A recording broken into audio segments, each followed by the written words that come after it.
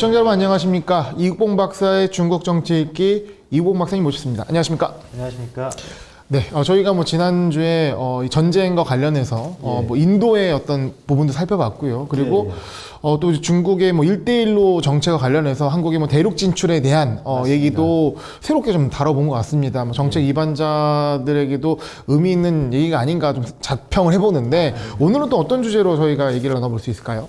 예, 오늘은 이제 최근에 이제 그 중국 관련된 소식들을 보다 보면요, 한국 정치에 대해서 이제 이례적인 관심이 굉장히 높아지고 있다는 걸 느낄 수가 있어요. 아, 네네. 근데 그게 이제 한국 정치에 대한 것만 아니라 중국의 주변국을 굉장히 중시하는 외교, 네. 이거 일환으로 좀 이루어지고 있다.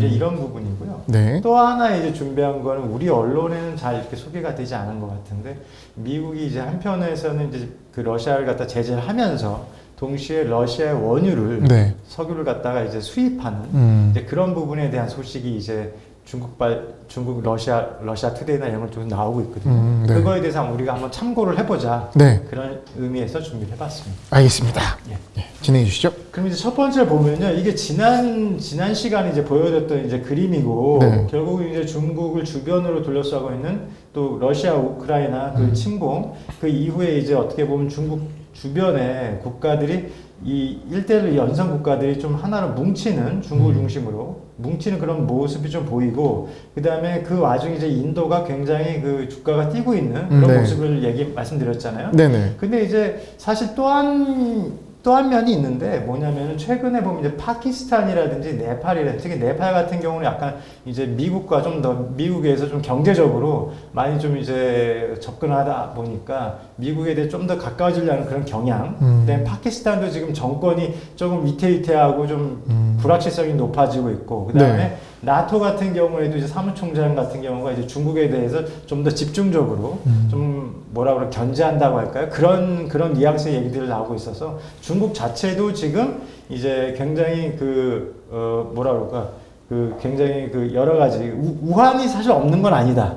그런 것도 잘 관리하면서 내외 관계를 해야 되는데 그런 관점에서 주변국이 외교가 굉장히 중요시 되고 있다. 이렇게 말씀드릴 수 있을 것 같습니다. 살펴볼 외부 변수가 많다는 거군요. 그렇죠. 예. 그리고 또 하나는 이제 아시다시피 상해 같은 경우도 이제 봉쇄가 된다든지 코로나 봉쇄되는 이렇기 때문에 내부적으로도 굉장히 위축되고 아무래도 경제 활동이나 이런 부분들이 굉장히 좀 많이 활동이 활발하지 않잖아요. 네. 그런 부분들이 아무래도 지금 중국 정부에도 부담이 될 수 있고, 또 하나는 올해 이제 20차 당대회를 놓고 인선들이 막 이루어지는 과정 속에서 또 부패한 인사들을 대거 이제 교체하는 과정 속에서 약간 그런 변수들이 있다. 네. 그렇기 때문에 중국이 지금 주변국과 관계를 하면서 동시에 안정적으로 어떻게 국정을 운영하느냐, 네. 굉장히 좀 중요한 화두가 되고 있다. 네. 말씀드릴 수 있습니다. 예. 그래서 이제 그런 관점에서 이제 한국에 대해서 주변국인 한국에 대해서도 집중하고 있는 모습이 보이는데요. 최근에 이제 4월 3일자를 보면 한미 정책협상단 대표단이 이제 미국에 갔다는 거 이것도 보도했는데, 그러니까 미국 정부와 의회, 싱크탱크 등이 각종 이제 접촉을 하면서 한미 동맹이라든지 한반도 문제 등에 대해서 계속 얘기를 하겠다. 네. 이런 부분들에 또 윤석열 단성인의 어떤 의중이나 뜻을 갖다가 미국 바이든 대통령이랑 교류하겠다. 이런 부분들에 좀 얘기가 예의주시해서 보고 있고요. 네. 그 다음에 이제 한국의 후임总统, 그러니까 대통령 당선인 윤석열 대통령에서 이제 한덕수 총리를 지명한 거.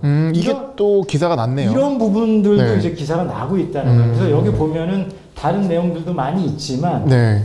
굉장히 여기에 하나 또 눈에 띄는 게 한덕수 총리의 그 경력 가운데 주미대사를 했다는 거예요. 주중대사도 아니고 주미대사를. 주미대사. 네. 네, 그런 부분들이 이제 또 눈여겨보는 이제 포인트라고 할 수가 있을 것 같고요. 그 다음에 이제 최근에 한국 국방부 장관 이제 서욱 장관님께서 이제 북한에 대해서 선제 타격할 수 있다. 그런 부분에 대해서 김여정이 이제 담화 발표하면서 그걸 반박한 내용. 그러니까 아시다시피 여기서 이제 연합뉴스에서 보도한 내용을 갖다가 이제 인용 보도하면서 얘기를 했는데요. 그러니까 서욱 장관께서 4월 1일 날 이제 미사일 방어 사령부하고 공군, 그 다음에 방어 사령부에서 어떤 개편하는 데 있어서 지금 우리 군이 북한이 만약에 어떻게 우리나라에 대해서 어떤 위협을 할 수 있는 그런 상황이 확실하다고 가정됐을 경우에는 지금 우리 군은 사정거리나 정확도나 위력에 있어서 그런 것들을 충분히 커버하고 원점 타격할 수 있는 그런 우리 그 군대 미사일 다양한 위협적인 미사일을 가지고 있다. 네. 이제 그런 식의 얘기를 하고 있다는 거죠.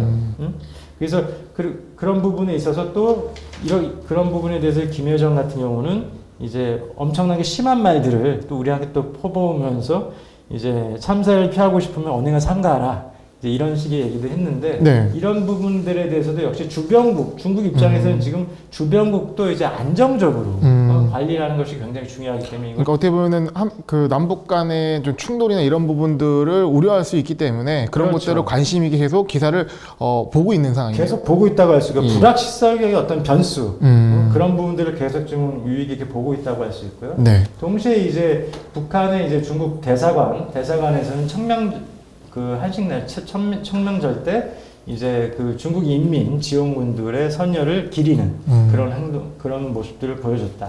그래서 중조 우이탑에서 이제 중국 인민군들을 기리는 행사를 가졌다는 거고요. 근데 여기서 한 가지 조금만 이제 보탠다면은 중국에서 바라보는 6.25 우리 한국 전쟁에 대해서 쉬ien 그 국방대학 교수 같은 경우는 사실은 우리는 이제 한국 전쟁하면 1950년 6월 25일 딱 시작하면서부터잖아요. 네, 6.25. 그렇죠? 네. 근데 이제 중국 같은 경우에는 이제 이런 해석이 있는 게 자기들은 그 전까지는 전 상관없다. 언제? 10월 25일. 딱 6.25가 터지고 난 4개월. 그 전까지는 중국이랑 전혀 관계없다고 보는 거예요. 중공군 참전까지 그렇죠. 시작을 보는 그렇죠. 거죠. 그 예. 인민 지원군이 네. 중공. 근데 왜 그러냐? 그때서부터가 바로 압록강을 넘어갈 수 있는 미군이 압록강을 넘어갈 수 있는 그렇기 때문에 이제 중국에서는 항미 원조라고 하거든요. 그러니까 이제 미국에 대항해서 이제 북한을 원조한다 이런 개념으로. 그러니까 우리가 생각하는 6.25 전쟁은 1950년 6.25인데 네. 그런 관점에서 중국을 같이 이제 연결해서 보잖아요. 근데 이제 중국 같은 경우는 그때는 우리랑 상관없다. 10월 25일서부터가 자기들이 생각하는 이 전쟁에 대한 그렇죠. 자기네 역사는 그거다. 그리고 예. 거기서부터가 어떻게 보면 또 전쟁의 성격이 남북 전쟁에서 국제전으로 이제 변하는 그런 부분이 있다라는 거 참고로 네. 중국에서는 그런 시각이 또 있다는 것도 좀 말씀을 드리고요. 네. 그 다음에 이제 그래서 이런 부분들이 결국은 이제 한국의 최근 정치에 대해서 중국이 이례적으로 굉장히 높은 관심을 보이면서 이렇게 하고 있는 것이 결국은 여기 제목에도 나와 있듯이 중국의 주변 외교에 대해서 굉장히 힘있게 외부 도전에 대해서 지금 대응하고 있다는 거예요. 그러니까 그게 왜 그러냐면 세계적으로 가장 그 슈퍼파워라고 해서 미국이 결국 모든 기회를 통해서 공개적으로 이제 북경 중국과 러시아를 갖다가 이제 고립하려고 하는 그런 상황 속에 있다.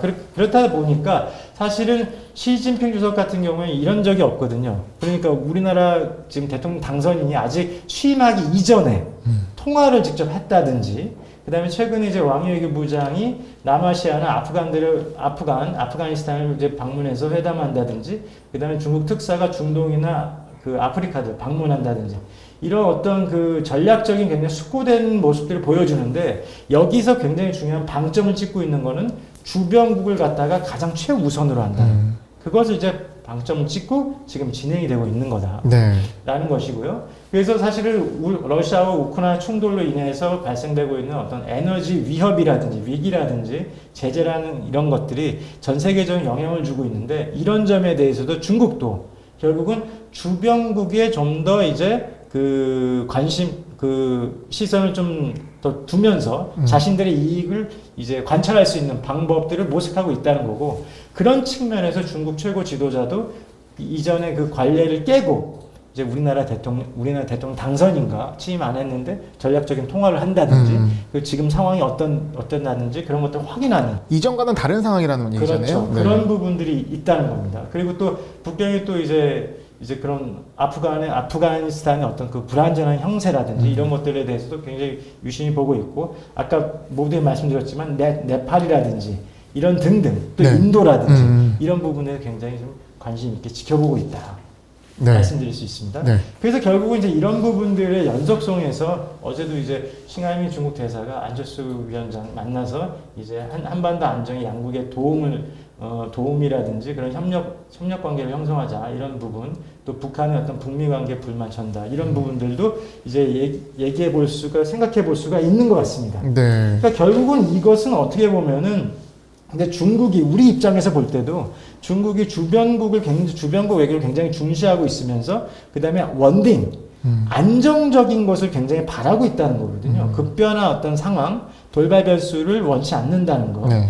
그래서 어떻게 보면 우리나라 입장에서도 한중 관계를 끌어나가는 데 있어서 새 정부가 사실 지금 굉장히 좋은 유리한 어떤 그 국면 자체는 조성은 되어 있다라고 할 수 있는 거고요. 근데 이제 한 가지 여기 사진에서도 볼 수 있듯이 이제 그런 부분은 이제 우리가 생각해 볼 수 있는 것 같아요. 싱하이밍 대사 같은 경우도 외교 전문가잖아요. 네. 그러니까 사실은 이런 경우에 우리도 이제 외교 전문가가 과연 전문가, 예전 중국 전문가가 좀 더 밀착해서 그런 어떤 이런 것들을 같이 만들어 간다면 그런 것도 굉장히 좋을 거다라는 이제 생각이 들었고요. 그러니까 좋은 카운터 파트가 저희도 있어야 된다는 부분이네요. 그렇죠. 네. 굉장히 또 좋은 기회를 우리가 또 이런 위기 상황 그런 걸 우리가 기회로 만들어야 되기 때문에. 네. 그리고 이제 또 하나 이제 소식은 아까 모두에 말씀드렸지만 이제 우크라이나 침공이 결국은 이제 미국의 러시아 원유 수입 금지 그래서 그게 한국 경제도 영향을 준다. 물가 상승 압력도 주고 이런 영향을 준다고 하는 건데 그런데 이제 우리 언론에는 잘 공개 보도가 안 된 것 같아요. 근데 제가 최근에 보니까 영국의 이제 파이낸셜 타임즈라든지 그 중국에서 인용 보도한 거에 보면은 인도가 그 러시아 석유에 대한 구매량이 1일 평균 36만 배럴까지 올라가고 그 다음에 이제 모스크바하고 이제 뉴델리가 이제 그 지불하는 방식을 갖다가 이제 달러가 아닌 방식으로 대체하는 방식으로 하겠다 이렇게 얘기가 나오고요. 그 다음에 미국은 이제 그거에 대해서 인도에 대해서 경고하면서 러시아에 대해서 이제 원유를 이제 대량으로 구입할 경우에는 인도가 이제 거대한 위험에 처할 수 있다 이제 이렇게까지 얘기했는데 근데 이제 인도에서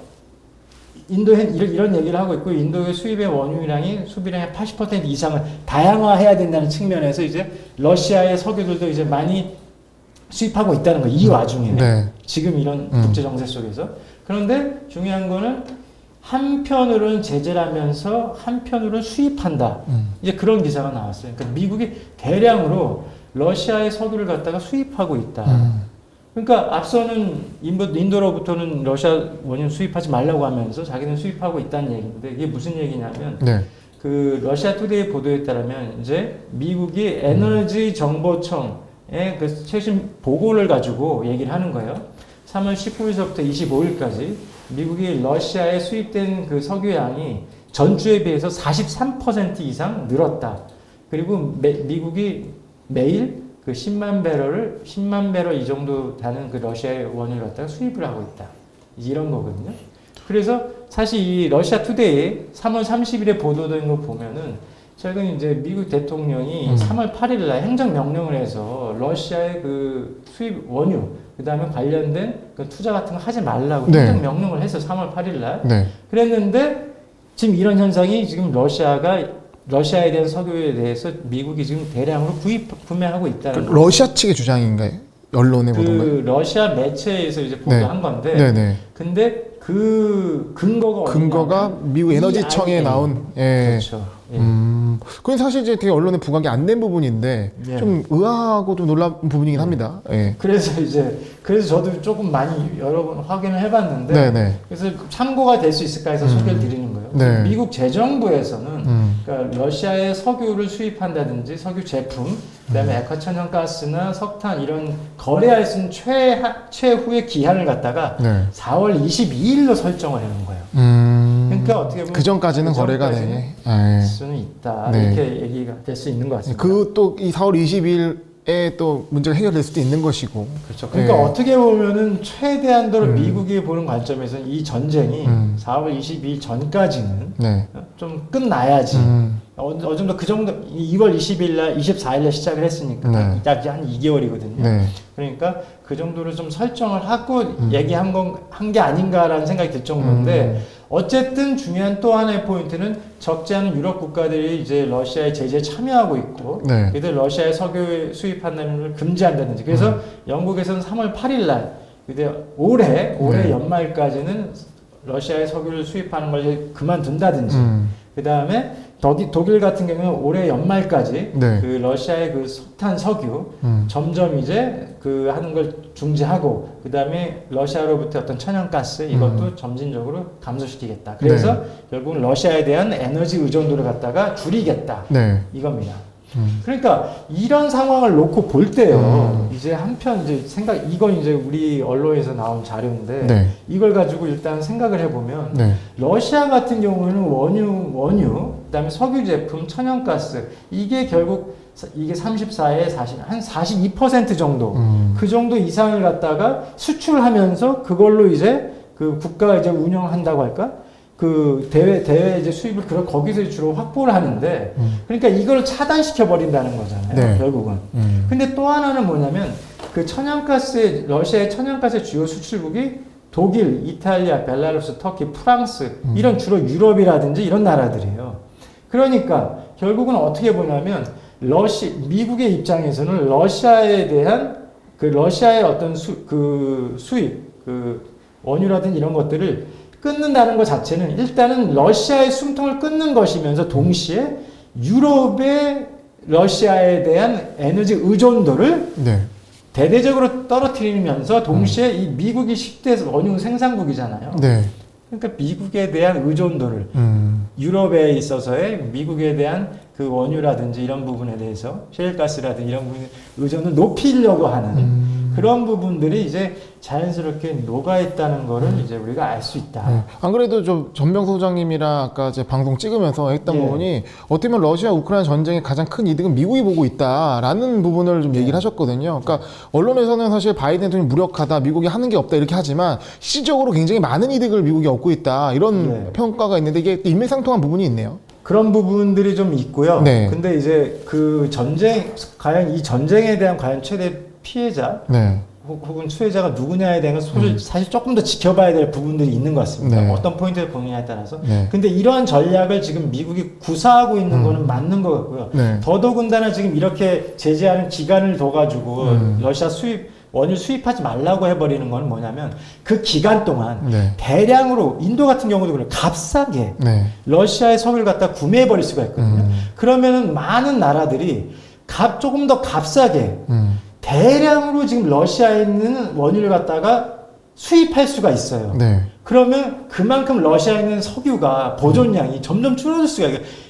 대양 계약을 해버리니까. 그렇죠. 예. 그런 식으로. 그러면은 이제 그걸 이후에 이제 미국 같은 경우에는 에너지가 더 풍부하기 때문에. 그러니까 유가가 오른 거를 러시아가 혜택을 못 보게 만들어버리는. 복잡하네요. 네. 네. 그런 부분들이 있다.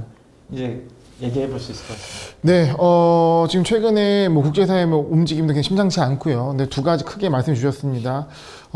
중국이 주변국의 어떤 상황을 예의주시하고 그 중에 하나 우리나라도 다 중요하게 보고 있다는 부분과 그리고 러시아 원유에 대해 있어서 미국의 어떤 의회의 움직임 이런 게 어떤 의미를 갖는지 한번 말씀해 주신 것 같습니다. 그럼 다음 시간에 또 새로운 얘기로 한번 살펴보도록 하겠습니다. 오늘 말씀 감사합니다. 감사합니다.